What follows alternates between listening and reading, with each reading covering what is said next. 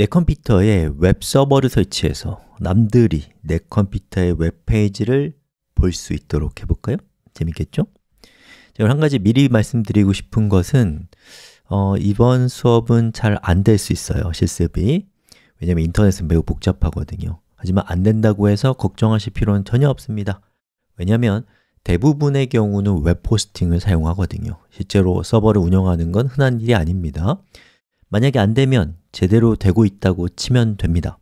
물론 문제를 꼭 해결해 보고 싶은 분들도 계실 거예요. 그런 분들은 이것만 좀 기억해 주세요. 우리가 하나의 문제를 해결하는데 많은 시간이 걸릴 수 있어요. 또 여러분이 중급자가 되면 그냥 그게 일상이 될 겁니다.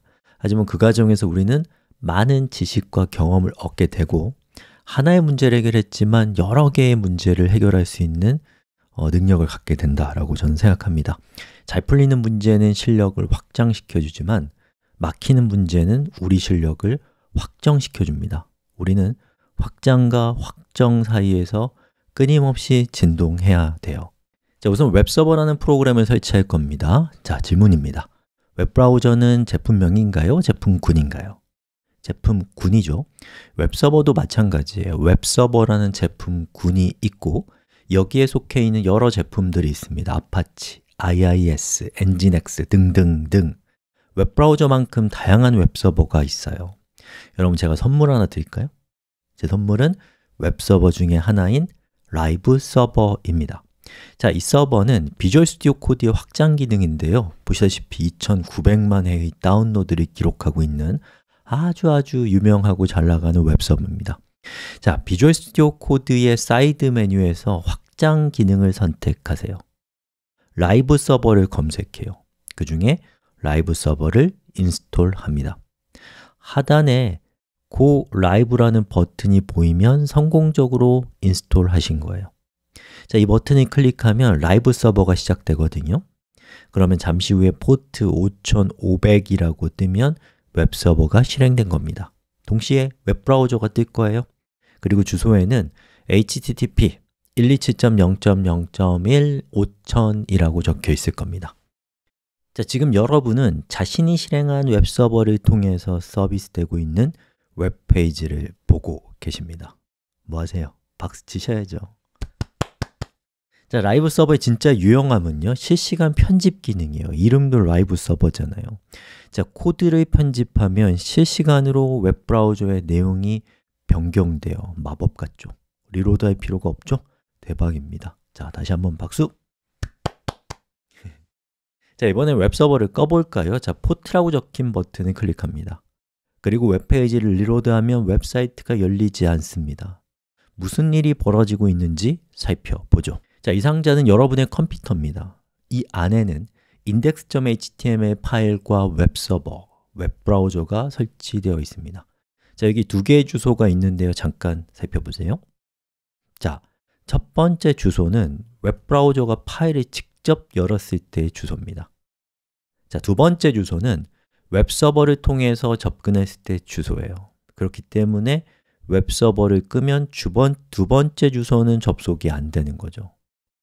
잠깐 주소를 자세히 들여다볼까요? 자, HTTP는요, 하이퍼텍스트를 트랜스퍼, 전송하는 프로토콜, 통신 규약이란 뜻입니다. 자, 127.0.0.1은 인터넷 프로토콜에서 사용하는 어드레스, 주소라는 뜻이에요. IP라고 보통 부르죠. 자, IP 어드레스는 약 43억 개가 있습니다. 그 중에서 가장 특별한 주소가 바로 127.0.0.1입니다. 이 주소는 내 컴퓨터 자신을 가리키자고 전 세계적으로 약속한 주소예요. 그래서 지금 우리의 웹브라우저는 같은 컴퓨터의 웹서버에 접속을 시도하고 있는 겁니다. 주로 개발할 때 많이 사용하는 IP 어드레스예요. 자, 보트는 이런 거예요. 하나의 컴퓨터에 여러 개의 서버가 동작하고 있다고 쳐봐요. 그러면 웹브라우저는 서버가 여러 개인데 누구랑 통신해야 될까요? 자, 그래서 각각의 서버는 각자의 포트 번호라는 것을 가지고 있습니다. 그리고 웹브라우저에 우리가 지금 입력한 주소의 포트는 뭐예요? 5500이니까 웹브라우저는 5500번 포트에 연결되어 있는 웹서버와 통신할 수 있게 되는 겁니다. 자, 그런데 같은 컴퓨터 안에서 웹브라우저와 웹서버가 이렇게 서로 웹페이지를 주고받는 거는 현실 세계의 웹과는 다르잖아요. 또 이거 어디다 쓰겠어요? 말하자면 혼잣말하고 있는 거잖아요. 현실의 웹은 어떨까요? 어떻게 다를까요? 자, 웹브라우저와 웹서버가 서로 다른 컴퓨터에 설치되어 있어서 지구 반대편에 있는 컴퓨터도 마치 내 컴퓨터에 있는 문서인 양 볼 수 있는 놀라운 일을 할 수 있는 거죠.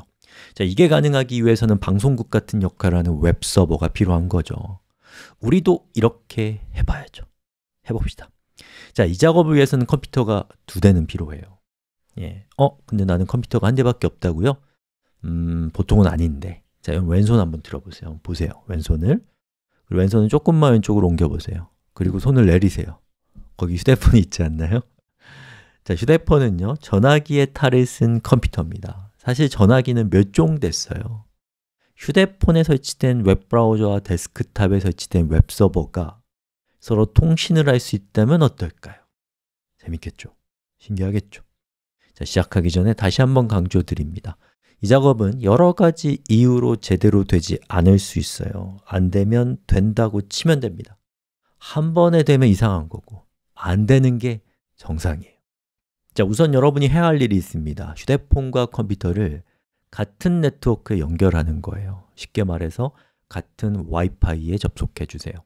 예를 들어 집에 있는 공유기의 이름이 295G라면 윈도우건, 맥이건, 아이폰이건, 안드로이드건 같은 와이파이 이름에 접속하면 됩니다. 자, 그럼 2개의 호스트가 같은 네트워크 안에 존재하게 됩니다. 왜 이렇게까지 해야 되는지는 우리 수업의 범위를 아득히 넘어서기 때문에 지금은 궁금해하지 말자고요. 자, 또 하나 알아야 될 것은 내 컴퓨터의 IP 어드레스를 알아내는 겁니다. 컴퓨터의 주소를 따내는 건 살짝 복잡해요. 운영체제마다 다르고요. 그래서 제가 또 하나의 선물을 준비했습니다. 자, 확장 기능 중에 IP 어드레스라는 확장 기능을 검색해서 설치하면요, 오른쪽 하단에 IP 주소가 뜹니다. 그리고 클릭하면 컴퓨터가 가지고 있는 다른 IP 주소도 볼 수 있어요. 이 주소를 사용하면 됩니다. 자, 이제 역사적인 첫 번째 교신을 해봅시다. 자, 우리는 2대의 컴퓨터가 있습니다. 하나에는 웹브라우저가, 다른 하나에는 웹서버가 있습니다. 그리고 우리가 알아낸 IP 어드레스를 웹브라우저에 입력하고 접속을 시도하면 마법처럼 웹페이지가 표시됩니다. 여러분은 웹과 인터넷의 가장 큰 원리를 파악한 것입니다. 축하합니다. 박수!